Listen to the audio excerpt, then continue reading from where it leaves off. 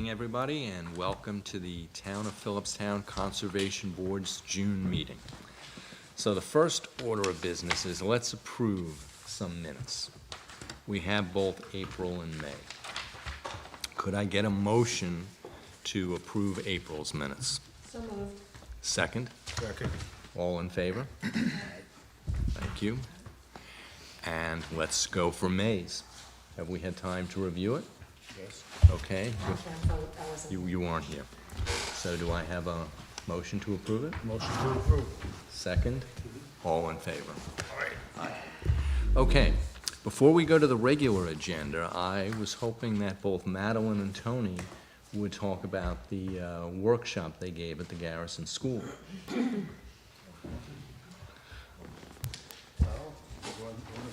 go ahead. You have the drawing. What we did was made up a map, you can pass that around, of a submission. And, we explained to the kids what we do, how we do it, why we do it, and they were pretty attentive to it. And I was surprised how much knowledge the kids had of environmental stuff. So after the submission, we gave them just the survey of the property, and we asked them to design something that falls within the rules. And this is some of the stuff we can pass around that they came up with. Some of the kids, 1 inch equals 100 feet. So one of the kids put a pool in that's like 300 by 300. And I said, that's 300 by 300. And she said, I have big dreams. So I thought that was pretty cool. And then one of them put a regular subdivision in there. They added like 3 or 4 houses. And I said, we told them you have to go for another board for that. But all in all, it was a really good time. They liked it, the school liked it, we liked it, right? Yeah, it was a lot of fun. So send those things around. Yeah, These are great. What a great exercise for them to do. You guys really did a great job. Yeah. I like the one with the walking trail to the pond. Yeah. That was nice. Are they old enough to join the board? No, not yet. They're seventh graders. Yeah. This is fabulous. Long view at recruiting. This is true. No, you guys did a great job. This is a wonderful exercise. Yes. Thank you. Okay. Okay, let's move on to our first order of business, which is Walter Hoving home.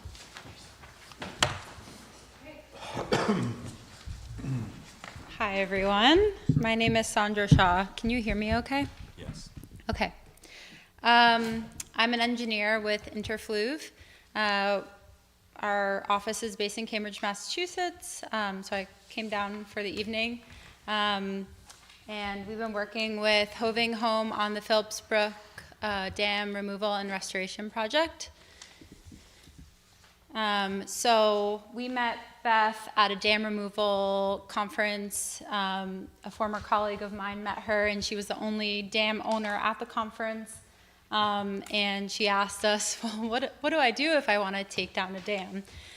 So we worked with her to secure a grant through the New York State Environmental Protection Fund, which is through the Hudson River Estuary Program of the New York State Department of Environmental Conservation.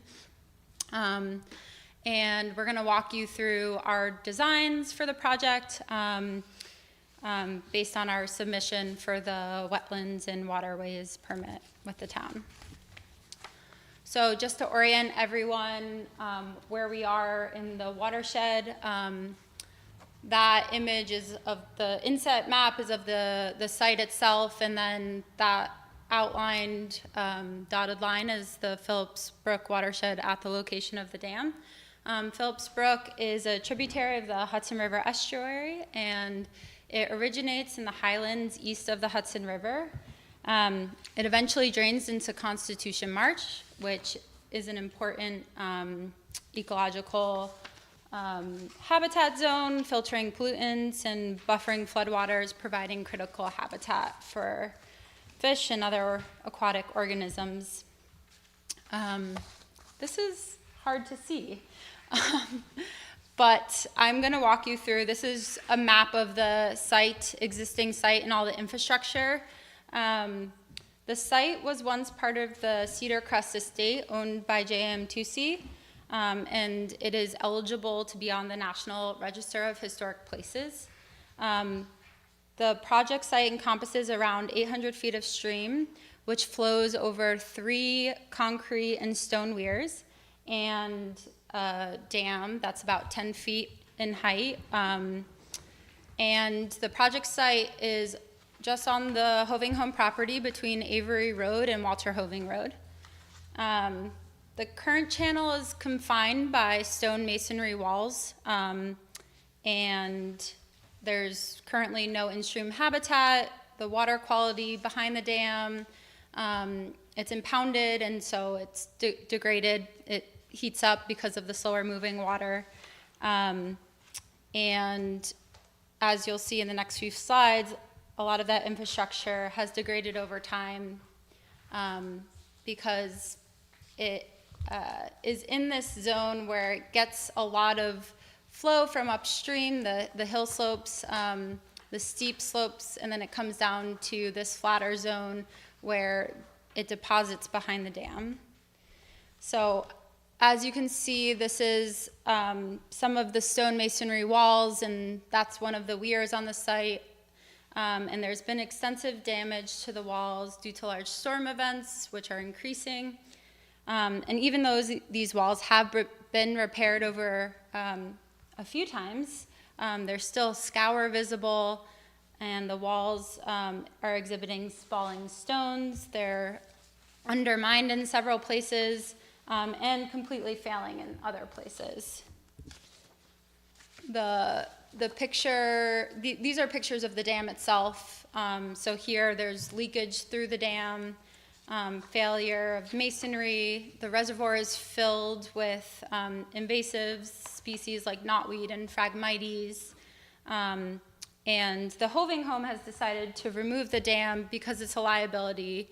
And there's a lot of other benefits for removing the dam and the other infrastructure that is failing. So the goals of this project are to reduce liability concerns for the Hoving home, reduce public safety concerns, restore natural stream processes, restore aquatic organism passage, improve habitat, improve water quality, and enhance the aesthetics of the site.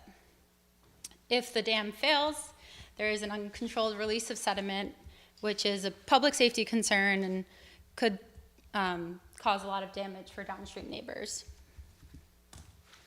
So we're currently in 75% designs. We had a couple, concept levels, 30% designs prior to this phase.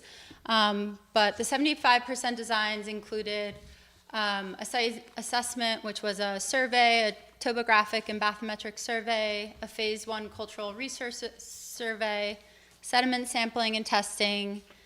The analyses included a sediment management plan, hydrologic and hydraulic analyses. We looked at bed and bank stability and came up with a planting plan. And we're now in permitting, so we've applied, we've submitted the joint application with the Army Corps and the New York State DEC, and we're here for the town wetland and waterways permit. And just to quickly, I'm gonna not talk about all of these things, but I just wanna hit on the phase 1 cultural resources survey, which found 2 areas of archaeological sensitivity, which we are avoiding completely. The limit of disturbance of the work is avoiding those areas. And we also completed the sediment testing according to New York State guidelines, and most of the sediment was found in Class A, which is all good in terms of allowing for passive release, which we're not doing completely, but I'll explain that later. So these are our proposed designs. You see this kind of like funny looking shape, but that's the goal of that is to to show this step pool morphology, which in actual construction will be varied and have a more natural look. But for putting it on the plans, it's kind of a consistent, at the step it's a certain width and at the pool it's a certain width. But let me walk you through kind of what's getting removed, what's getting filled in. So this is, let me see. Okay, so I have a little laser pointer here. This is Avery Road right here. And the work is starting just, about 100 feet upstream of the road.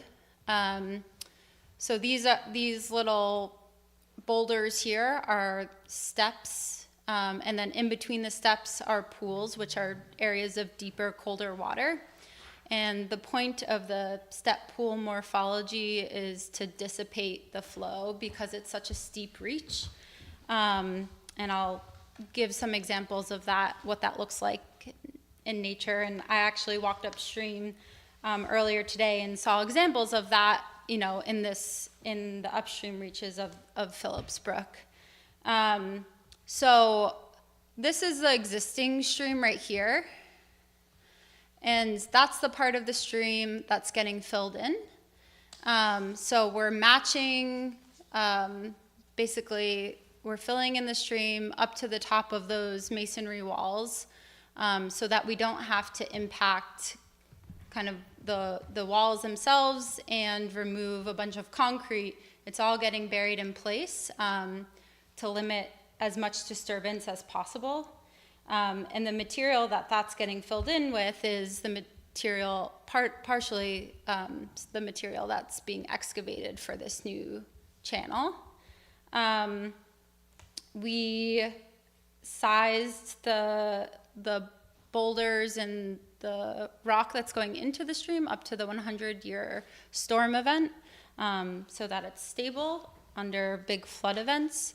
And then this hatched, kind of cross-hatched here is surface fabric and fabric encapsulated lifts, which I'll also show a picture of what that looks like. But basically, it allows for stability directly after construction for vegetation to grow back. As an interim step, it's all coconut fiber. It degrades over time. There's no plastics in it. And it just provides, immediate stability after construction. And we seed it and plant it so that vegetation has time to grow and actually provide the long-term stability.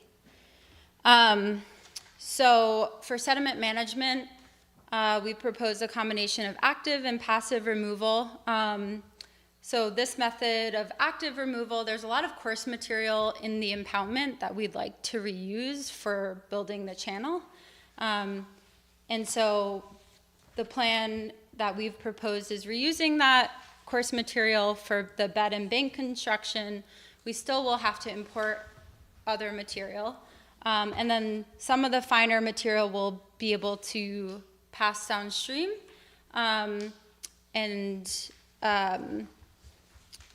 There's quite a bit of invasives in the impoundment, and that material would be taken off-site and disposed of according to state and local guidelines.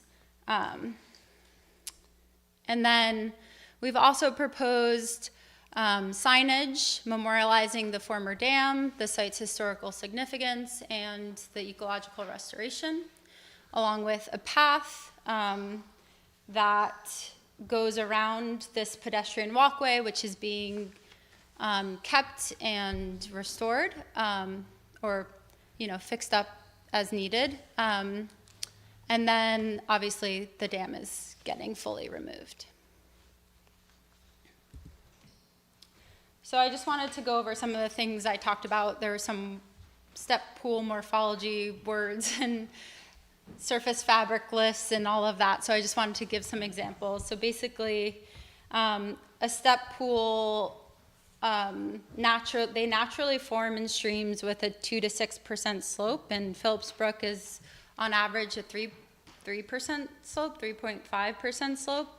And so what it happens is, you know, in these steeper sections of river, boulders and cobbles and large wood, they span the river and they create discrete steps, and then that causes scour pools below it.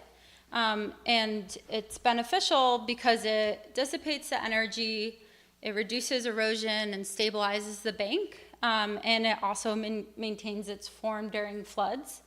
It also provides habitat and flow diversity, so it's good for fish. It provides resting stops for fish, and oxygen-rich water when that water becomes turbulent over the steps. And then this is actually right here. This is upstream of Snake Hill Road, and you can see there's like these areas of slow moving water and then faster moving water and then slow moving water. And so we're basically mimicking that kind of those natural processes that we're seeing already in the stream. And then these are examples of those lifts in the surface fabric. And so this is a dam removal project in Massachusetts where, you know, it's during construction, and this is kind of, it looks like a mess, but eventually the vegetation grows up and it provides the stability that you need, and you no longer see that fabric over time.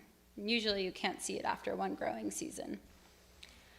So I know that there's some concerns over the flooding in this area, so I'm going to spend the next few slides showing what we're seeing in our HECRAS model, which is an Army Corps program that's used widely to model river systems. I'm going to show the model under existing conditions and then compare it to how it looks under proposed conditions. So this is showing the 1.25 year flood, which means that it has a chance of occurring once every 1.25 years. This is under existing conditions. And just for reference, the model ends here. The water doesn't just stop, but that's kind of, this is showing the inundation extent, so kind of where the water is reaching, and the model starts here. So that's kind of the extent of what we surveyed and what we have in our model.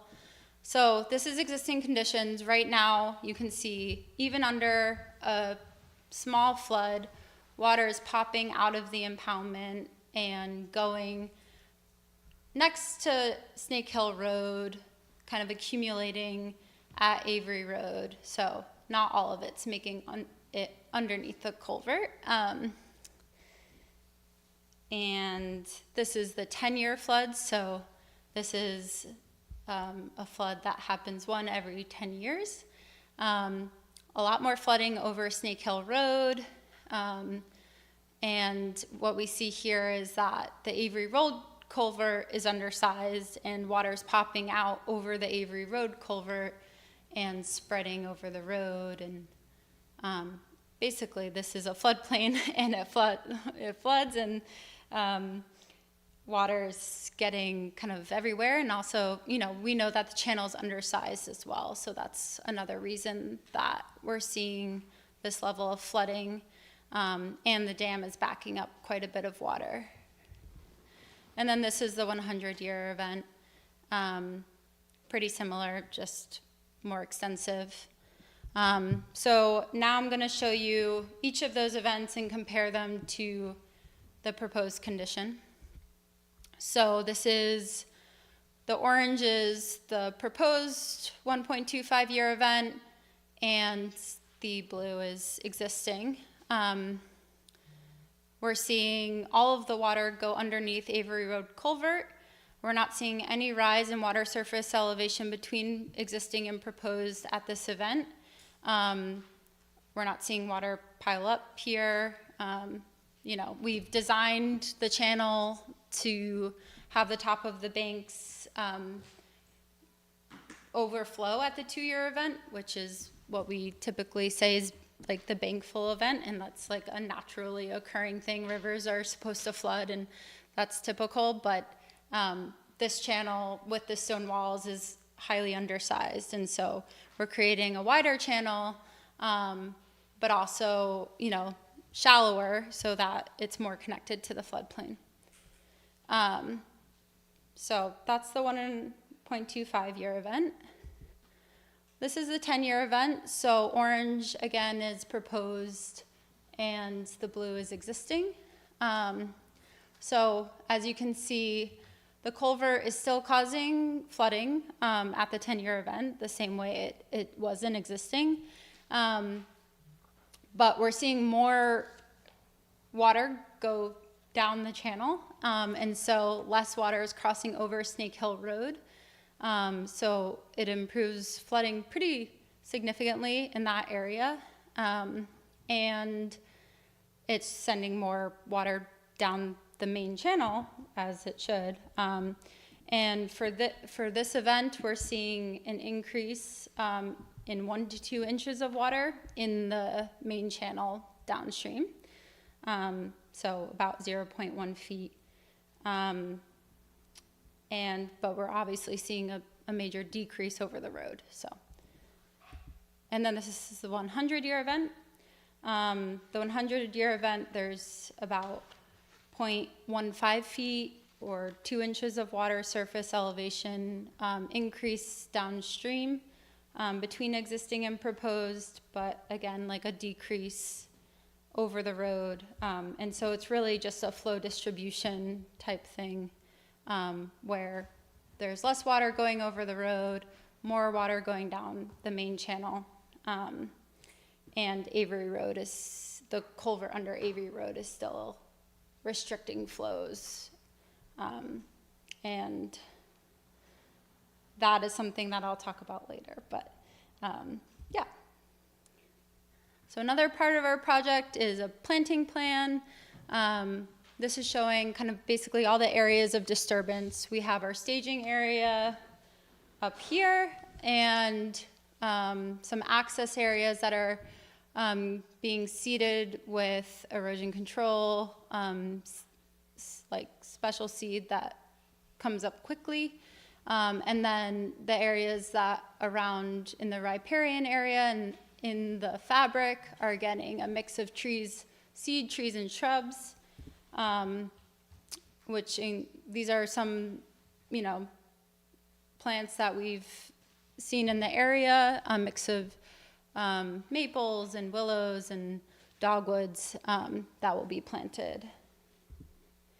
And finally, just like a stream impacts type, you know, what we're showing is constructing about 800 feet of new stream channel, filling in about 300 of existing channel, and impacting about 0.66 acres of stream. And then I also wanted to touch on the joint permit application with the Army Corps and SHPO, because this site is eligible for the National Historic Registry.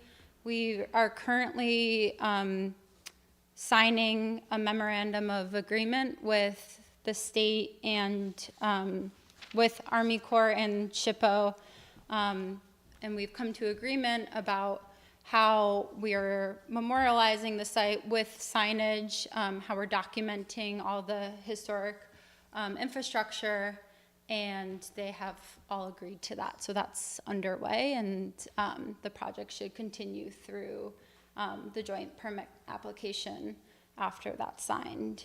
And then next steps. So we're hoping permitting will wrap up by 2025 with final designs by the end of the year, including developing construction documents, and then construction happening in spring of 2026.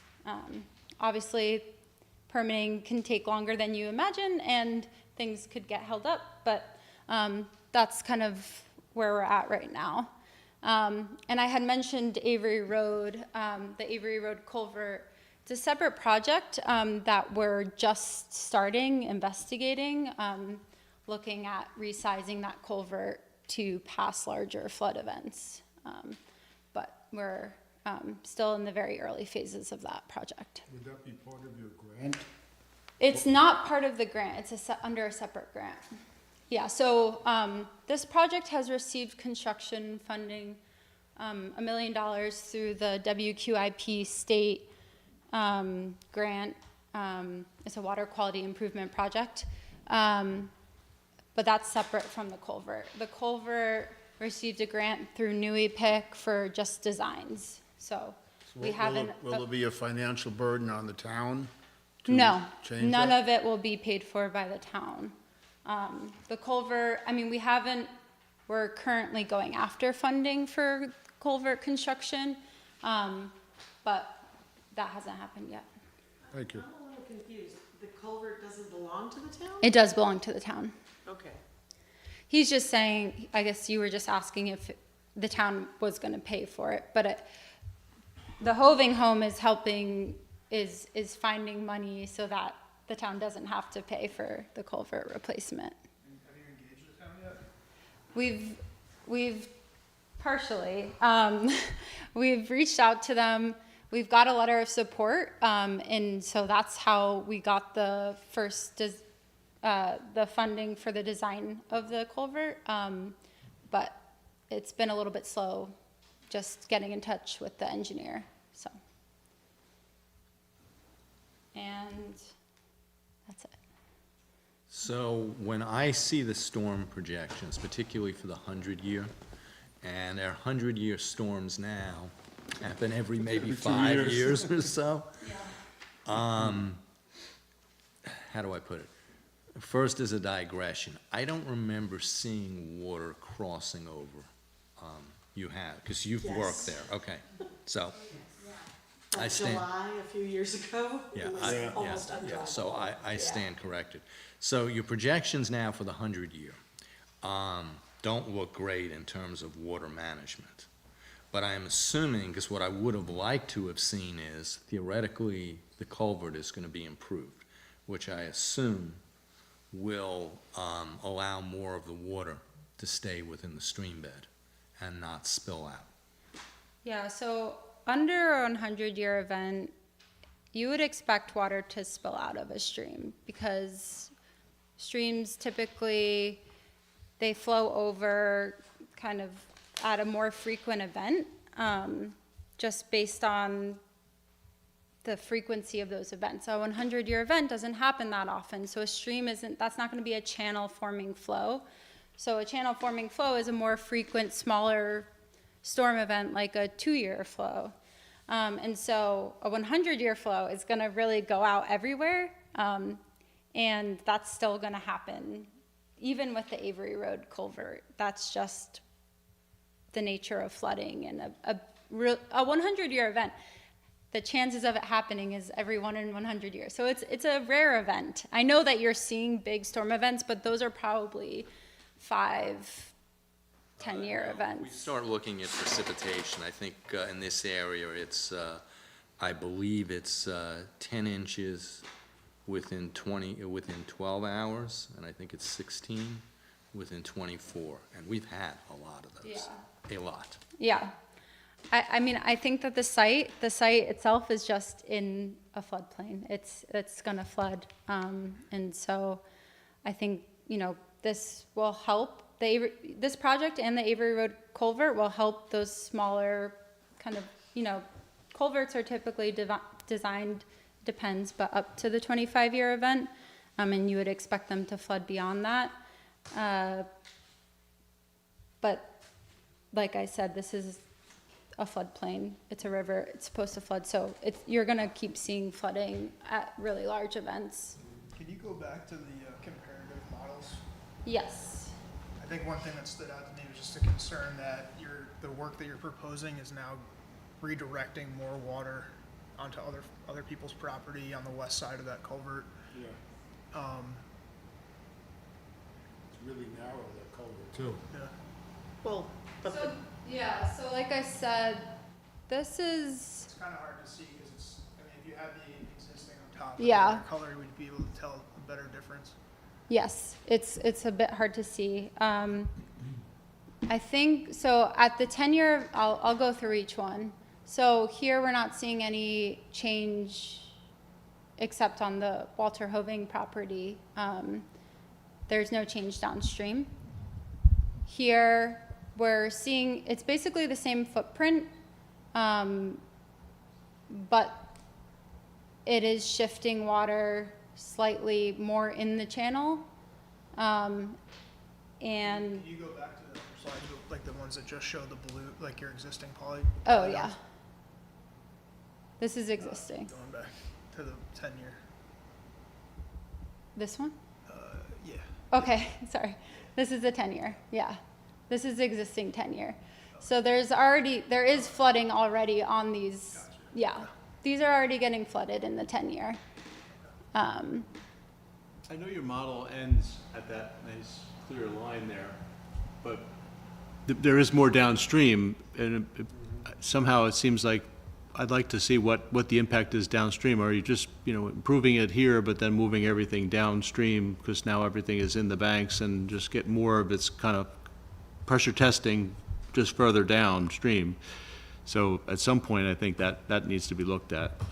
Like, what is the impact to all the properties that are below that? I mean, that's, West of Avery. yeah, Yeah. and that was my concern. I mean, I think the project, the spirit of intent is wonderful. Yeah.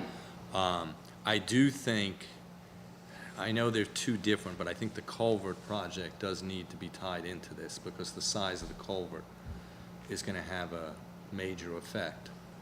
Because while I'm all for dam removal, I am also concerned, even though the impoundment behind the dam is pretty much filled in, it is making a water break, it's slowing velocity down. So I don't know how everybody else feels, I'd love to see projections that go further down, Yeah. Down to 90. The next Probably thing is- across 90 a little bit, because it's, what you're showing in projections is affecting a lot of private property. As I said, I don't remember ever seeing anything like that, but I seem to be away for a lot of these bad events. So, There's water on I take your word for it, MJ. Yeah. Yeah, no, that makes sense. I mean, I think that with the change in how flow is distributed, like I said, we're seeing impacts, and it would be probably good to see where those impacts end. Minor impacts, like I said, 1 inch to 2 inches for these large storm events, but, I think that's something that we could probably look into. Yeah, I would be interested in seeing if it's not too much more of a burden, whatever your thoughts are in terms of improving that culvert, modeling those into this and seeing what changes could be made. That would, I think, Yeah, and that's what we're planning on doing. So that the hope is that the culvert construction would happen at the same time as this project, and they'd eventually get wrapped up into each other. But this project just ended up happening first, and we realized that the culvert was undersized through this modeling, and so that's when we, talked to Beth and tried to, get funding for the design of that, which we've secured, and we're going to be starting that investigation this summer of sizing it, modeling it, and getting the town on board with it. getting the town on board. That's been a slow go. To get the town to talk to us about it. well, we're the town too. Okay. Yes, we are. Tell me who we need to coordinate with, because that's where we're struggling. I had a Zoom call with So I had a Zoom call with the town board, and it's kind of getting passed around between people, because they were worried about funding. So we just committed, we'll take care of the funding with our project. So let's take the money off the table, because the $200,000 for the culvert planning ends December 31st. It is a hard loss of money if we don't have the plans completed by December 31st. And so it's a speedier project than the town likes, to get those plans. I don't know if I can get the town to commit to getting me back feedback that quickly. It's the town engineer, I believe, but I've struggled. So if there's any push from you guys, it would help us, because if we lose that $200,000, we lose the culvert money for planning. And we're about to apply for the construction of it through another grant. So we've been able to secure mostly money through DEC and some other sources. I think you should engage this board. Jason's here from the town board too. And I talked to Jason a little bit. Yeah.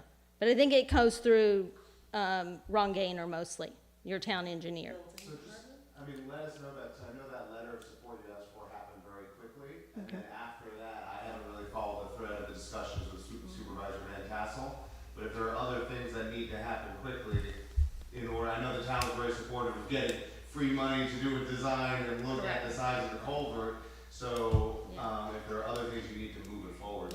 So when Sandra came to me and said, hey, this is the modeling, the existing versus the proposed, I said, that's not gonna work. So, we're not gonna flood our downstream neighbor. We won't do the project, we'll figure out something else if we can. Dam removal is gonna be the healthiest for that area, for the stream. State wants dams removed. A lot of win-win if we can get it done, but Jason, maybe we can talk kind of this next level, and maybe you can get some movement for me. I've been sending out emails, and really I'm getting no movement. I would be happy to. Okay, okay. Yeah, and Max and you and I should speak to Ron Gaynor. Yeah, I mean, we work with him frequently. He's not somewhere out there mysteriously, so. Yeah, I think, open communication with the town will just make things a lot easier moving forward. I have a question about the existing channel, Yeah, and you may have mentioned this. It was a very comprehensive presentation, thank you. But I might have missed it because there was a lot of information. The decision to create a new channel, why not widen the existing channel? yeah, so I'll show you so moving the channel to the north, it's easier, and it's easier for construction, and it also is less disturbance in terms of tearing out all of those walls, filling it in with the excavated sediment or soil from the new channel, and putting that into the existing channel is easier. And then also we're using the existing channel for water control during construction, so that will be a bypass, so that we can build the new channel in the dry and have that existing channel divert water in the meantime. And then it's also, this existing channel, it's, like I said, there's no geomorphic complexity. There's, we're adding some bends, we're adding length to the stream by moving it to the north, which also helps with the steep slope. So it'll allow, flows to dissipate. Slows the velocity. Exactly. Gotcha. Yeah, because the dam is 10 feet tall, so you have to make up quite a bit of ground to meet the upstream elevations to the downstream elevations. Thank you. I'd suggest the board set a site visit up, and maybe we can ask John, or if you want to come out, or any of the town board members to come out that day, if you guys think that'd be appropriate, just so I think you it guys can would, and interface with them directly. It would be nice to have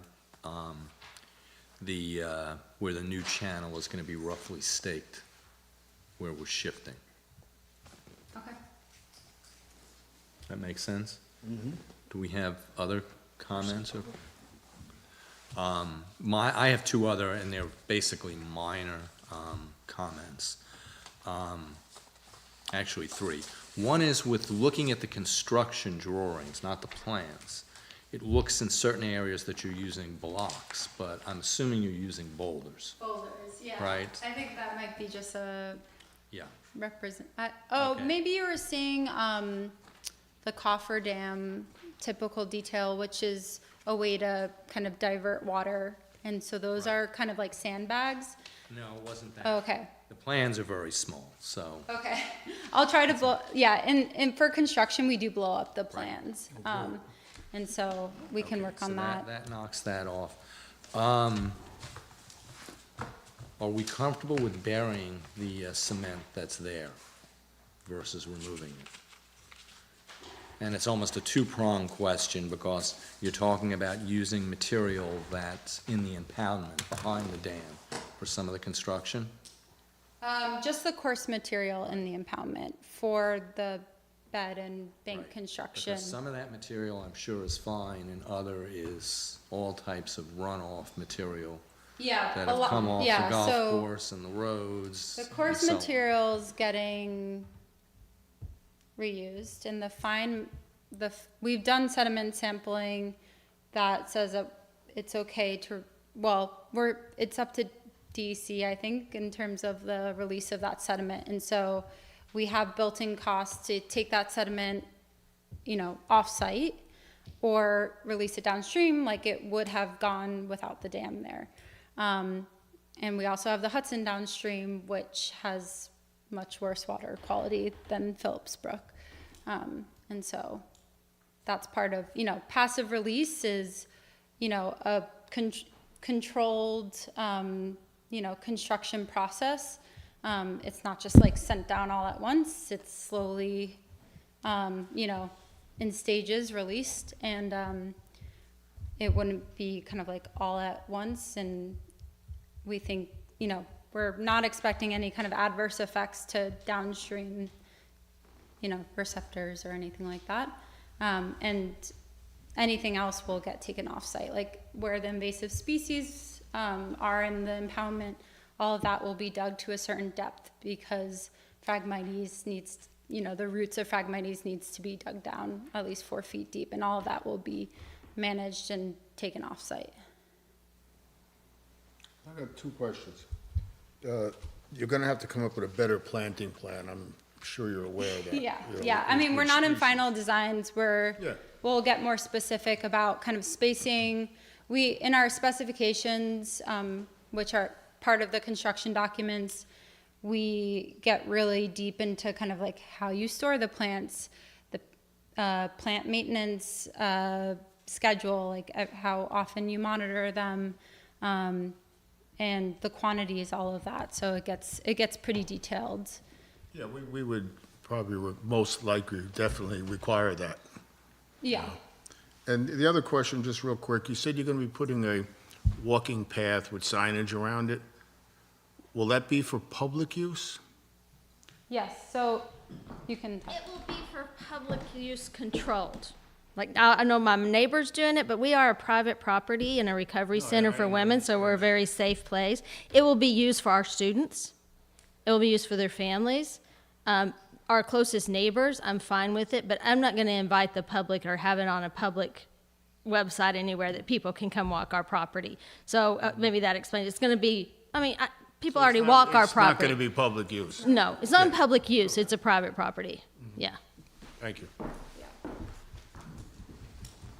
Anybody else?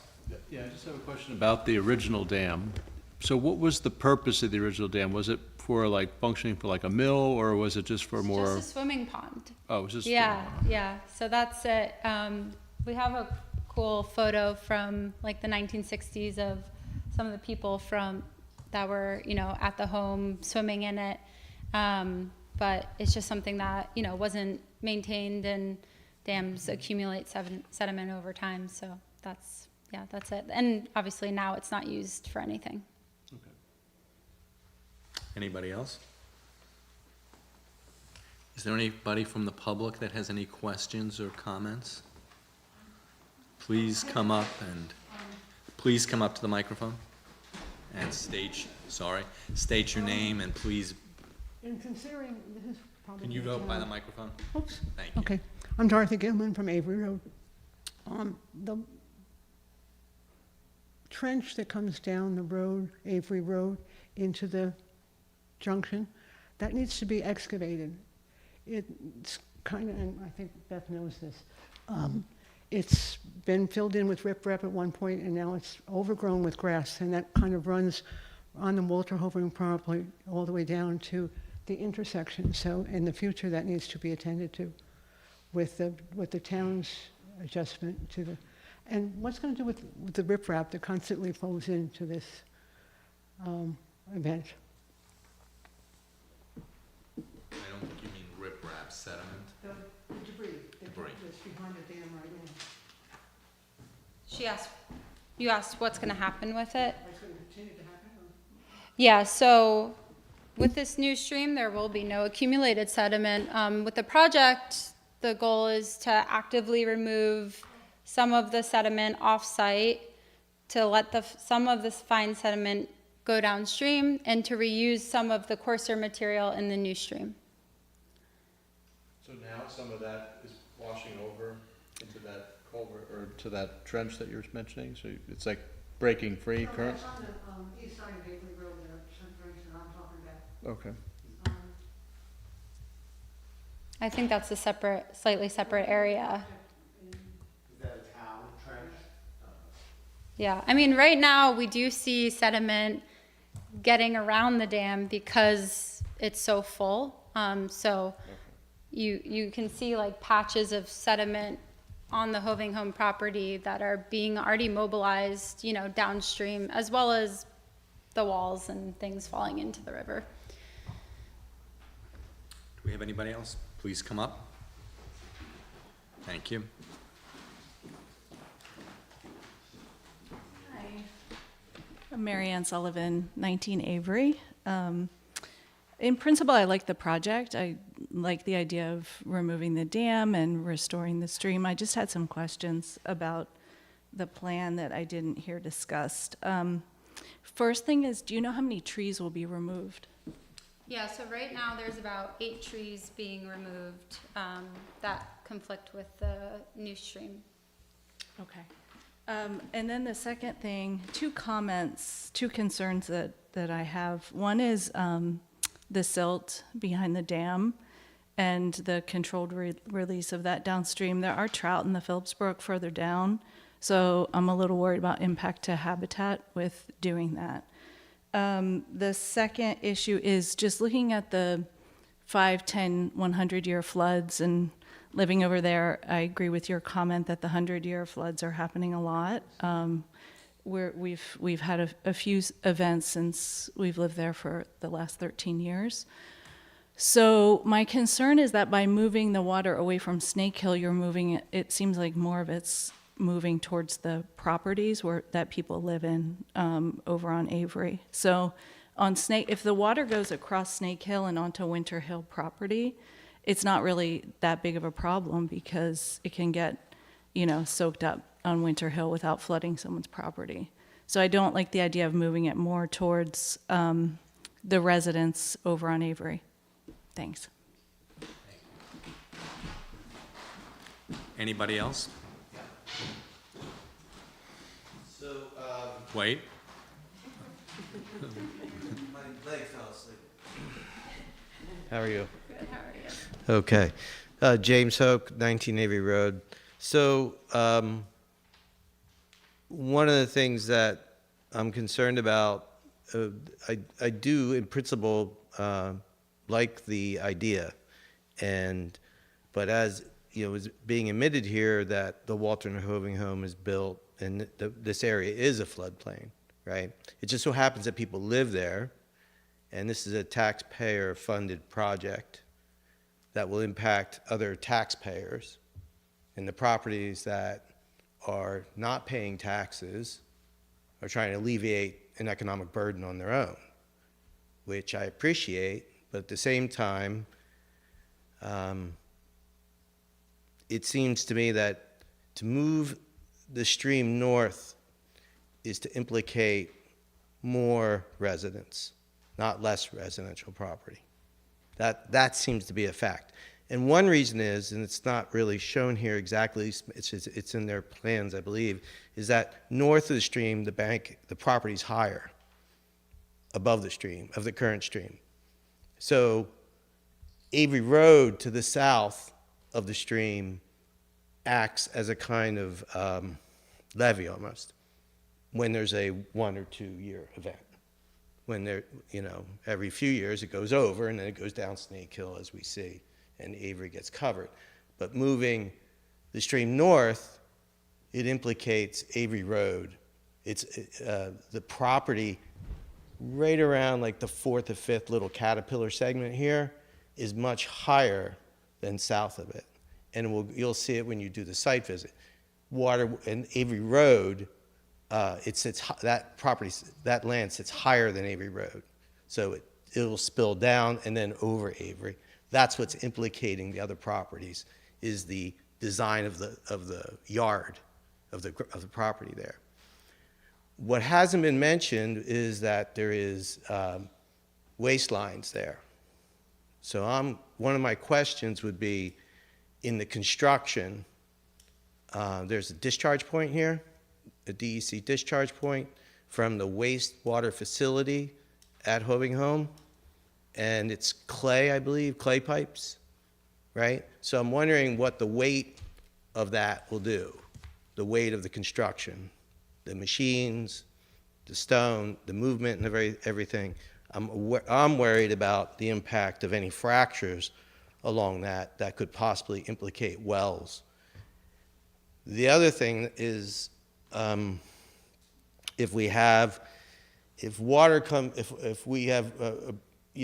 flooding over that third segment there, it will most likely go down south of my property, but I am concerned about septic systems in the area. There's 2 properties whose septic would probably be implicated in this, and the hydrostatic pressure, especially in that area, because it is a floodplain, a lot of water goes sideways. Our property, which sits about another maybe 100 feet north of that, our septic might be implicated. So I fully understand what's going on here. It just scares me just a bit. More so seeing this now than it did when I was looking at it earlier today. When I was looking at it earlier today, I was more comforted. I'm like, hey, this looks pretty good. I said to my wife, now I'm a little worried because I see this as moving water from one place to another place. Just so happens to be the place where it's going is where people live. And I'm concerned about that. So that's I hope that, right decisions can be made and, logic prevails, but safety prevails and the welfare of the neighborhood prevails. Okay? When you did the modeling, did you do any modeling with the existing trench or only modeling with the proposed trench, for the stream where you're going to put it? So this is showing, oh wait, for some reason it's not updating anymore.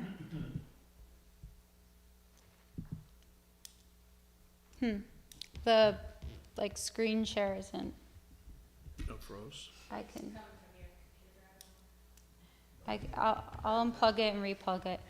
Yeah, I mean, we did model existing conditions. Right, the existing conditions, They show, it does show. so that was with the existing stream path? Yes. Right, okay. Yeah. I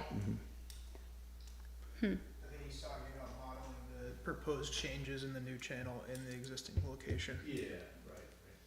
So The using a proposed- step pool design in that. Just to the original south, where, without okay. moving it north, yeah, with the higher elevation, yeah. I see. So, no, we did not model the proposed channel to the south. I will say that the extent, I totally hear your concerns. There is an impact downstream. While slight, there's, an inch increase at the 10-year event and a 2-inch increase at the 100-year event. The extent of that inundation is pretty similar. There's some slight differences, and I think that's something that we're gonna look into is okay, how can we continue to flood Snake Hill and keep the flow distribution the same as it is now? And so that's something that we're gonna, go back to, and, like I said, this is not final designs, and that's something we're gonna. We can live with the same. Right. I don't think we can live with Different, yeah. We can't live with more. We can live with the same, we can live with less. Right. Less would be preferred. I think less is, unless, yeah, I mean, I understand. less would just be impacting somewhere else too, right? So that's another, just the movement of water from one place to the next, so it's complicated because it's a floodplain. So even a slight shift is gonna you know, and ultimately what is happening now is that this dam is, you know, an unnatural condition that's causing this flooding over, you know, in a specific area. You know, if we were looking at, you know, this river without the dam here, you know, we'd see water in different places. And so it's, you know, we'll do our best to try and keep the flow distribution as is, so we're not showing an increase to people that are downstream. So I think it is important, though, that the modeling go further south. Yeah. Yeah. I'm not entirely sure, like, that would require another survey, and, you know, it does take a lot of time to model this system. 2D modeling is complex. And so we'll have to work with Beth to talk about how that might happen. Because, you know, 1 inch of water might not sound like a lot, but 1 inch during a 10-year storm, it's a lot of water to be on level land. Yeah, no, totally. I totally understand that the impacts are real, and we don't want to see an increase. And that's part of the reason that, like, the culvert project is being investigated as an option. And, you know, why we're presenting the results today. What was brought up about the outflow from the wastewater treatment facility, I'm assuming that you're compliant, and if you are, then I don't see that as an issue. We're compliant. Yeah. Yeah, we've got permits, we get inspected annually. The water, so where we are planning on doing the, what do you call the zone? Where y'all are putting all the equipment? The staging area So you can see is it right there. opposite from where the line goes down. So the line from our water treatment plant is at as close to Avery Road as we could get at our tree line. So it's there. So the staging is away from that. And from what I understand, the water actually never gets to the stream.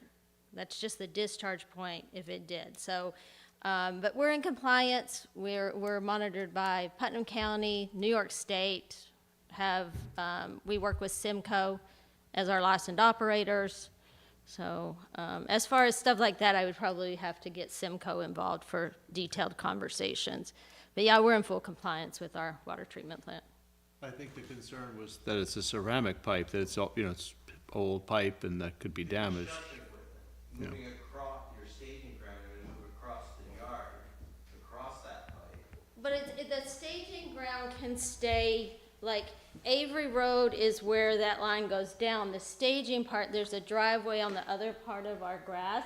The staging part can stay to this side where the line is pretty far. It's pretty large property, you'll see when you site visit. So it's not gonna go over anywhere that side. Where's your septic field then? That's it, all down Avery. That's the septic field. On our side of the property along Avery, on our side of the tree line. That's the septic field. All right, so I think at this point, is there anybody else from the public? Otherwise, I'd like to set up a site visit. I'd like to see where the channel is being moved, staked.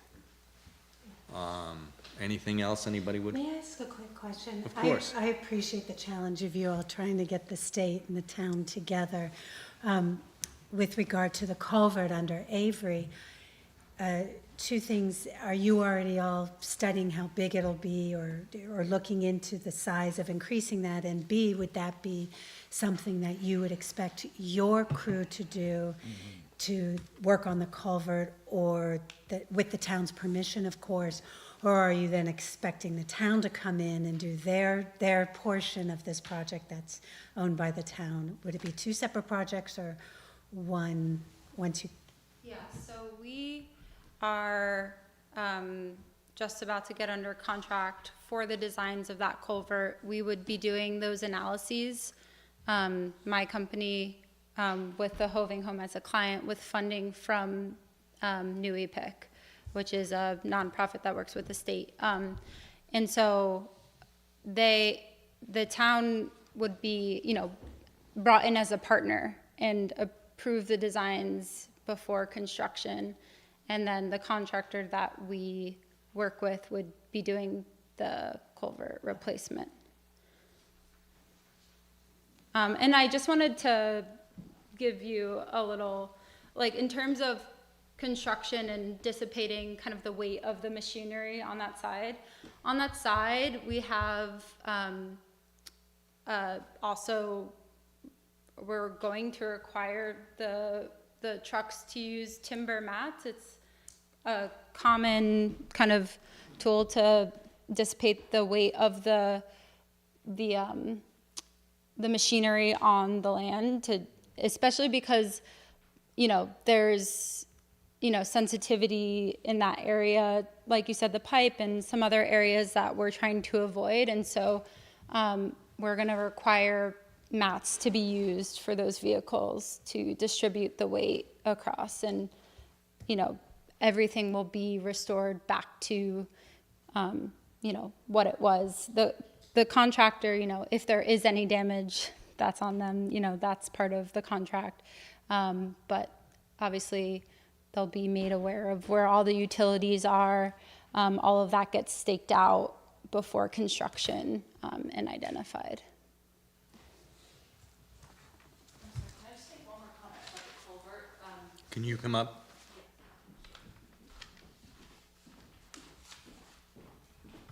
Who owns the culvert underneath Avery Road? Town. Okay, so I, as a resident and taxpayer, I would love for the town to be at the table with the Hoving home and the consulting company. I think that's, yeah, because there needs to be, that culvert has big impacts on everyone else. So, thank you. Thank you. All right, so we need to set up a site visit, but I think you're going to need to get back to us when that channel can be staked. Yeah, we will get back to you. We'll do it as soon as we can. And let's also not forget to coordinate with the town board. Yeah, town board. If you let me And, know when that is, I'll pass it along to John, and if he can't make it, then I'll come. Okay. yeah, and I would suggest we look at the culvert and we get Ron Gaynor there at the same time, Yeah, you need to get Ron involved. you know?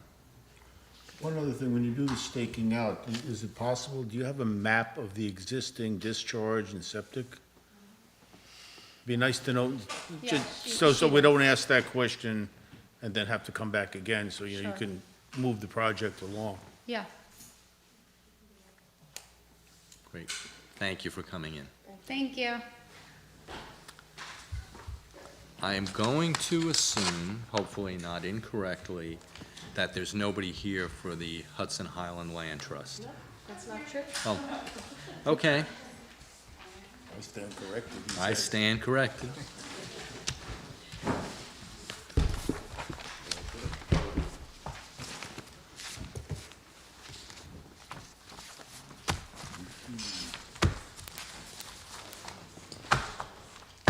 Hello. Hi. My name's Corey Tiger. I'm the Preserve and Natural Resource Manager with the Hudson Highlands Land Trust. We're here today because we purchased or acquired the lower half of the former Garrison golf course, about 74 acres now, and have been working to restore that to become a natural a nature preserve for people to enjoy and recreate. And since we acquired it, we've been working to rehabilitate a lot of the grasslands and the fields and meadows, as well as maintain the existing cart paths that are there for people to enjoy. One example of the work we've been doing is we removed about 550 tons of contaminated soils in the past. We've been working with landscape architects and the New York Natural Heritage Program to conduct ecological surveys to understand, what sort of restoration projects that should take place to better create a natural habitat for the flora and fauna. And we also work to manage invasive species, which it is pretty wrought with at the moment. But we had a culvert on an unnamed tributary of Phillips Brook. So thanks for getting this up. This is located just around the corner from the past project, so not too far up the road along Snake Hill Road. But there was a small culvert underneath an existing cart path that was completely, the cart path was completely washed away in that event in July 2023, that big rain event we experienced here. And we want to essentially remove that culvert to improve the hydrology and the native and improve the wildlife habitat and support long-term ecological resilience. And then there's also a concrete impoundment it's a small concrete impoundment that goes across the channel that was placed there to create a water feature essentially for the golf course. I think it was hole 7. I don't know. I didn't golf there, but it doesn't really serve a function, the culvert nor the concrete impoundment. So we'd like to remove that as well. And we anticipate that it'll all be conducted using light equipment to minimize disturbance and obviously keeping in mind sensitive periods to ensure, that no further disturbance is caused. We'd like to stabilize the banks and plant some native vegetation once the project is complete. That's pretty much the bulk of it. So we did do a site visit that some of us were at, and I think it's a repair that's needed, and removing the lower impoundment is a great idea too. I think the only thing that's missing at this point is we do need real plans Okay. As in, like, from either an engineer. Yeah. That's laid out how the channel is going, what's going to be done with, because where the pipe is, it's essentially undergrounded, the stream at that section. And then, what's going to be done, what environmental safeties are there, and again, for the removal of that small impoundment, mini dam, whatever we want to call it. Okay. We also need a DEC permit, so we're working with DEC to. I'm sure DEC is going to want to see that as well. Yeah. Great. So, but I think anybody have any questions? I mean, I think it's eminently a good project and very doable. Do you want to set up another site visit for the rest of the folks that didn't get to go out? Probably makes sense, because it's right when we do the site visit for the Walter Hoving, it's right there. Literally next door. Yeah. Downstream too, right? So, Upstream. upstream, yeah. So, Might as well. but for that, I don't think we need an engineer present. We can, if you want to come when we do it, that's totally fine. Yeah, let me know. I love to go out and Otherwise, see how. I know where it is now, Yes. so. All right. Great. That was easy. Thank you. Thank you. I guess I should ask, when were you hoping to do this? Or you don't know? I mean, we were hoping to do this as soon as possible, but obviously we want to do it, the right way, and so there's. The weather's crazy, but normally a project like this would be done late summer, early fall. Yeah, Right? so Okay. we can wait when it's more Yeah, dry. So that's. Absolutely. I think that, if you can get plans and everything, I think and get your DEC, I think it's eminently very doable. Yep, great. Thank you. Thank you.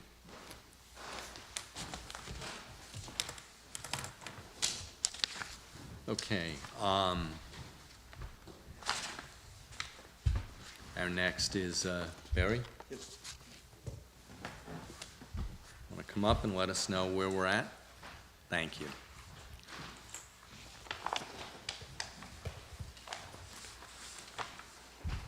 Vivian, 107 Old Albany Post Road North.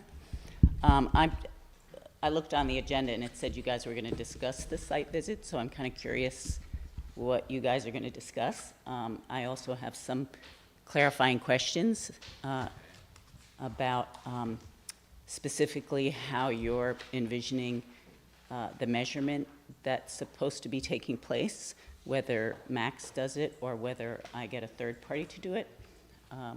I've been making some phone calls to do some diligence around what that type of work would cost and the time frame and who could do it.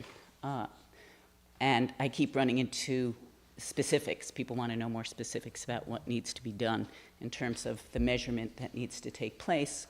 Where are you asking me to measure from? From the stream to the road to the, you know, just the site that I had taken down those trees, the whole property. So I need some clarifying information from you before I can actually gather enough information to come back with what my next steps are. I also wanted to ask you if you had looked into any possibility of the exemption because of agricultural use on the property, if that's something that you would consider. And I also want a clarification on the violation around clear cutting and what that actually means, because I'm trying to understand all what I did, because I didn't think I was clear cutting. I thought I was selectively removing trees that were diseased and also, you know, choked up by invasives. So I have all these kind of clarifying questions, so if you wouldn't mind maybe enlightening me a little bit more about your thoughts. Max, you could sum Yeah, it I up was- in a paragraph. Yeah, you want me to do that here or you on an email? What would you prefer? It's gonna need to be done both. Okay. I mean, in terms of, at this point, what's ultimately gonna need to be done is, one is, you need to delineate the watercourse buffer. And because there is gonna be some form of mitigation plan, which does not, comes after delineating where the watercourse buffer is then needs to be laid on a survey. So we know where it is. But throughout the entire property? I would say the disturbed area and probably go a little bit further. Yeah. Just a little bit. So in other words, let's say, you know, hypothetically, what was disturbed was 200 feet in length. And I believe it ends at your property line to the north. To the south, I'd probably do. No, it doesn't. It doesn't. The property line is on the other side of the stream? No, but there's a north-south as well, if I'm It's more like east-west. east-west. Okay. So So, what was is- I guess just where do you stand with the other folks you've contacted? Are they giving you like cost estimates at this point? No, they can't give me cost estimates because they don't know exactly the scope of the job. Yeah. And so I need to know from you, what is the scope of this job? If it's just the area that I opened up where you had done the site visit, that area from the stream to Old Albany Post Road, from the stream to Route 9, you know, I need I guess a finite area to be able to say, okay, I have this amount of square feet that needs to be measured and flagged, and I don't know what that is, so I can't give them enough information to give me a sense of what. I think a good starting point for them would be maybe the western side of the bamboo patch that you have there, all the way to your eastern property boundary towards Route 9. That stretch right there would probably encompass most of what we're concerned with, what Andy was mentioning. Ultimately, I'm gonna have to come out and look at whatever, if you do hire another firm, I'll come out and I'll confirm that the flag placement, I agree with that. So if it ends up being like a very small section that they end up coming out and delineating for you, we can have a discussion at that point of if there needs to be something more added before you have it added to a survey. I think that would probably be the best approach moving forward, just so it's easiest for you. I know that we gave you a cost estimate. I doubt you'll find something cheaper than that, but you know, if you do, again, I'll come out and verify it, and that won't be an issue at all. So we can kind of, you know, juggle or you know, wade through that dilemma together if you're getting pushback from the folks that you're trying to engage to do that work. But they should have a good understanding of what they're looking at if they're, you know, trained in that. Right, and I think they do. Yeah. It's just a matter of the scope. And that's, I didn't know how to answer the Yeah, I question. think, right, I mean, would you agree to that, right on the other, so kind of where your yard ends and the bamboo starts, so we kind of capture that transition there, into that area where it was cleared. I think that'll be appropriate. Like, And then all the way to Route 9, yeah, too? yep, Okay. yeah. Okay, and did you have any other thoughts around the use of the land for growing and agricultural uses and how that may impact an exemption from the wetlands? Yeah, we don't have an agricultural exemption in our town chapter 93 code for wetlands activities. The state has something like that, but these wetlands and the watercourse buffer is regulated just by the town code in this circumstance. So I think we had discussions on site regarding what the restoration plan would entail, and I think the board was open to hearing what you'd propose to use in some of those areas after remediating some portions that were cleared. And I think that the wetland delineation will really help see where our jurisdiction ends, essentially, and where you would be able to do, without any permitting oversight, those types of activities potentially. And then if it does cross over, we can have that discussion when you create, a restoration plan for the site. And I'm not an expert, and Jason, you might want to jump in. You probably know a little bit more than I do in terms of New York State's agricultural regulations. But the exemptions, I believe, only come in when you're running a farm that is generating $10,000 a year of gross product. And that's only for the tax benefit. Right, I thought it also had done, but I know that it's continually been tightened in terms of water quality. And that's what you're running into right now, that, we're very, very concerned about water quality, both in what's in the stream and obviously how it could affect the buffer underneath. But that's why you need to engage a person or a firm that is an expert in mitigation, and they might come up with ideas for you that are not costly and can do a good mitigation and allow you to use some of the property for agricultural uses. Well, that's my hope. I mean, that was the whole idea, so. Matt, perhaps you can point Ms. Berry to the section of the code about the tree clearing? Yeah. Just so that you have a better clarification on why this, why we're all here today. Right. Yeah. I was trying to look at different things online. It can get kind of confusing because I'm not sure how to interpret some of the language. But it looked like when it came to clear cutting, it was an area that was like 2 acres, and 75% of the trees in those 2 acres were removed. And so I'm like, wait a minute, how could that be? Because That's in the That's timber the timber harvesting section. harvesting, Yeah. yeah. There's a clear cutting definition in chapter 93.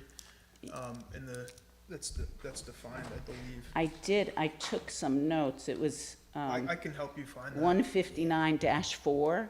It said clear cutting, a method of cutting, removal or We're talking harvesting. about chapter that 93. It's a different removes- chapter. That's a different. So that doesn't apply No. at all? No, those are for forestry operations. Like, Yeah. 93 is the chapter. 93. Yeah, it's on the violation. I wrote this section that I was referring to. The notice that we sent you. So you wouldn't consider what I did selectively cutting? You're looking at it as, obviously, with the there's nothing- violations there's is clear nothing cutting, but. left. Yeah. But the area is maybe, I kind of did a rough measurement. It's about 30 by 50 yards, so that's less than half an acre. That doesn't apply to this section of code. Okay, so next steps at this point, I'll get back to you when I have more information from the surveyor that I've contacted, because now I can give them a little more information. Yeah, and before he goes out, if you want to, if he has any questions or needs any further clarification, you can send him my way, and I'll make sure he understands what we were talking about today in terms of the extent that we want delineated, if that's helpful for you. Okay, great, so they could get in touch with you and you would clarify that? Yep. If they don't think I'm clear enough? Okay, great. Okay, thank you.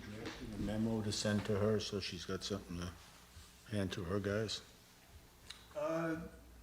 We could, and I think either way is fine. Either way is fine, Okay. yeah. I think it's easier to lead, if you do To end up, just have a if I conversation. can just email them a screenshot or something like that once you've talked to them, if they need clarification. That would be the easiest way to do it. Okay. Thank you. Thank you. Madeline, you had sent us a brief memo on Century Aggregates. Is there anything else you want to say at this point? I mean, we're sort of, in this holding pattern. We don't normally give input to the town of Fishkill, our neighbor to the north, unless we feel it's something that could affect us adversely, and this potentially could affect the aquifer adversely. Right, no, it's a brief memo just because it's a holdover from the public hearing from last month. And then, most likely, the public hearing will be closed.